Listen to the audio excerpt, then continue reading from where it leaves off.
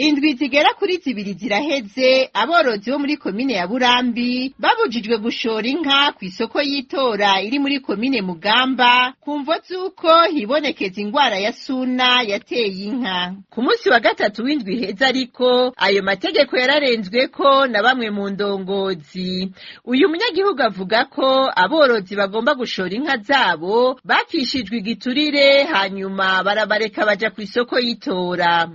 Chef de zone Ndayisenga Prime hamwe niyo mwungere Jean Claude mukuru w'umutumba n'icegera cy'umukuru w'umutumba yitwa Gabriel Batazira Pereza bari aho bita ku Nyoni bategera bazidugana bajya ibiturire ku bantu bashora inka itora ziva muri Burambi ziduga itora muri komine Mugamba bariko batoza ibihumbi bitanu ku muntu ashoye inka. Mu rudandaza rwabo rw'ibitungwa baja gukora buri wa gatatu kw'isoko y'itora iri muri komine Mugamba harabaho bamwe mu borozi bashora inka ariko bataronse uzibagurira bakazigarukana aho baba muri Burambi. Abo twavuganye mu borozi batomora ko uwucuruza inka yakishwa ikori ry'amafaranga 3,500 na komine agaheza agahabwa igitansi.